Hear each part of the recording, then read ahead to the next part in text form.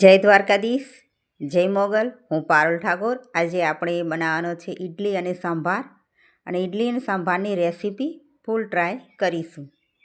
તો ચલો આપણે શરૂઆત કરીએ. મારે ઘણા દિવસથી ઈચ્છા હતી કે આજે ઇડલી સાંભાર બનાવવો છે, પણ ફાઇનલી આજે પ્રોગ્રામ કરી જ નાખ્યો છે. તો વિડીયોમાં બન્યા રહેજો. જો આ છે ચોખા અને અડદની દાળ. એ બંને તો પલાળીને જ રાખેલી હતી, 4-5 કલાકથી પલાળીને રાખેલી છે. 1 વાટકી ચોખા છે ને 1 વાટકી અડદની દાળ છે. પણ અડદની દાળ ફૂલે એટલે વધારે લાગે છે, અને ચોખા તો એટલા ને એટલા જ રહ્યા છે, એટલે ઓછા દેખાય છે. બાકી બંને માપસર જ છે. હવે બંનેને મિક્સ કરીને આપણે મિક્સર જારમાં પીસી લઈશું.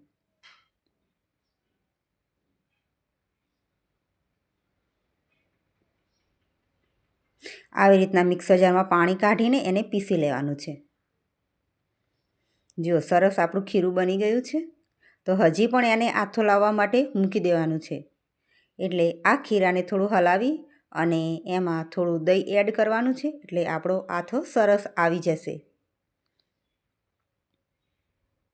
અને જ્યાં પ્રકાશ આવતો હોય, એટલે એમ કે સૂરજનો તડકો આવતો હોય ત્યાં મૂકવાનું છે. એટલે જે ગરમ જગ્યા હોય ને ત્યાં મૂકવાથી એનો આથો સરસ અને ઝડપી આવે છે. તો ચલો હવે પછી એના માટે સાંભારના મસાલા માટે મેં ડુંગળી, દૂધી અને ચણાની દાળ, તુવેરની દાળ બંને મિક્સ કરી હતી, અને એને પણ પલાળીને જ રાખી હતી. હવે એમાં ક્રશ કરેલું ટામેટું એડ કરીશું. એ બધું કુકરમાં જ આપણે બાફવાનું છે, અને દૂધી પણ અંદર જ નાખી દેવાની છે. પછી એના મસાલા માટે સૂકા મરચાં લીધા છે, 6-7 નંગ લીધા છે, અને ચણાની દાળ 1 ચમચી અડદની દાળ લીધી છે. એ બંનેને એક પેનમાં આપણે એને શેકી લેવાની છે.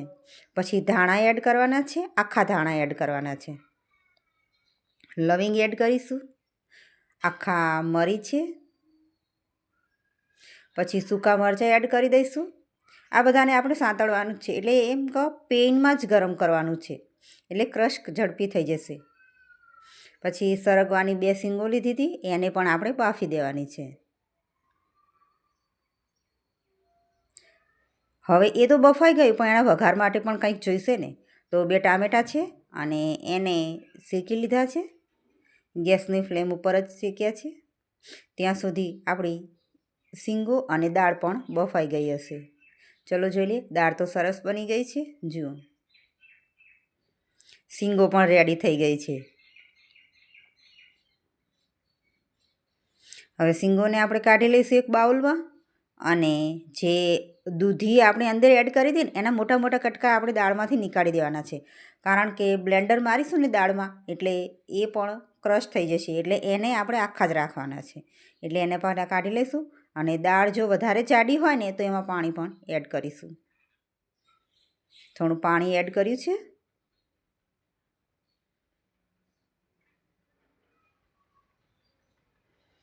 અને આવી રીતના આપણે ઘટ દાળ બની ગઈ છે. એમાં સરગવાની શીંગો એડ કરી દઈશું. અને આ આંબલીનું પાણી છે, એ પણ પલાળેલી જ રાખી હતી આંબલી, કારણ કે સાંભારના મસાલામાં તો આંબલી હોય ને તો જ મજા આવે છે. તમે લીંબુ પણ એડ કરી શકો છો, પણ અત્યારે આંબલી સરસ, એનો ટેસ્ટ સારો આવે એમ.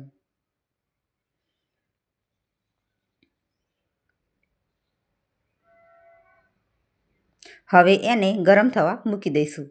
અને એક અહીંયા મિક્સરમાં આપણે પેલો જે મસાલો શેક્યો હતો ને એને પાવડર બનાવવાનો છે. સરસ પાવડર બની ગયો છે. આ મસાલાને તમારે સ્ટોર કરવો હોય ને તો પણ તમે અંદર મીઠું એડ કરીને સ્ટોર કરી શકો છો. હવે અંદર કશ્મીરી લાલ મરચું ખાલી કલર માટે જ ઉમેરવાનું છે. કશ્મીરી લાલ મરચું ઉમેરીશું. અને પછી એના વઘાર માટે આપણે લીધી છે હિંગ, રાઈ, જીરું અને લાલ મરચું.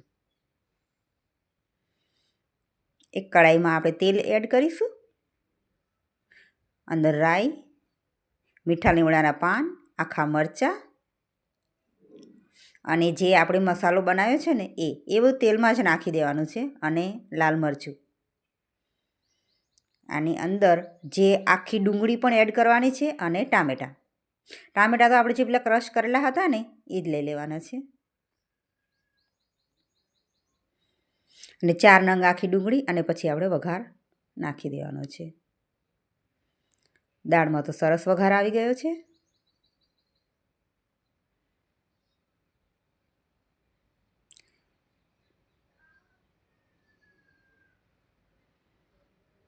સરસ સાંભાર બની ગયો છે.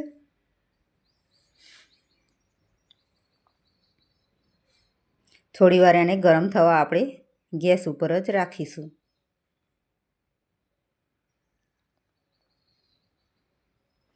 કારણ કે વઘાર હાલ નાખ્યો છે ને એટલે મિક્સ થવો જોઈએ ને. પછી જે આપણે તડકે ખીરું મૂકી હતું ને એનો સરસ હાથો આવી ગયો છે. તો એ નીચે લઈ લઈશું અને ઇડલીમાં બનાવવા માટે જે નીચે પાણી રાખીશું. 3 ગ્લાસ પાણી મૂક્યું છે મેં. અને આ ઇડલી મેકરમાં આપણે થોડું ઓઇલ લગાવી દઈશું એટલે આપણી ઇડલી ઝડપી ઉખડી જાય અને ચીપકે નહીં. અને આવી રીતે એક બાઉલમાં કાઢીને થોડું મીઠું એડ કરીશું અને ઈનો. મીઠું તો સાધારણ જ એડ કરવાનું છે. અને ઈનો પાણી નાખીશું અને થોડું ખીરું નાખી દઈશું અને ઇડલી મેકરમાં મૂકી દઈશું. આવી રીતે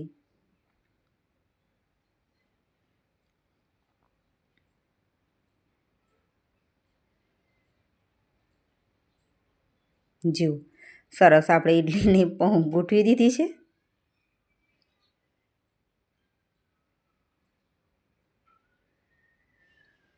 હવે એને 15થી 20 મિનિટ બાફવા માટે મૂકી દઈશું.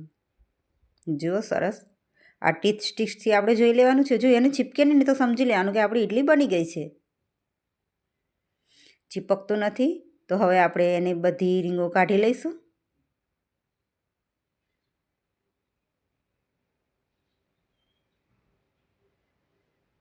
સરસ ઇડલી બની ગઈ છે.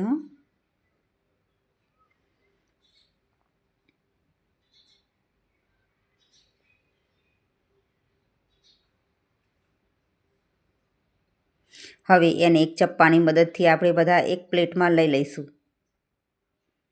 કારણ કે હવે ઇડલીને તો કંઈ કરવાનું નથી, બસ રેડી જ છે. અને તો ડાયરેક્ટ ખાવાની જ હોય છે. અહીંયા વઘારની જરૂર પડતી નથી. એક પ્લેટમાં આપણે બધી પહેલાં નીકાળી દઈશું. જો સરસ પોચી અને સરસ મુલાયમ પણ બની છે. જો એકદમ રેડી થઈ ગઈ છે.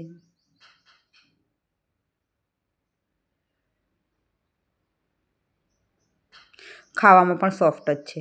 અને હવે આપણે સર્વ કરીશું. એક બાઉલમાં સાંભારનો કાઢીશું અને ઇડલી.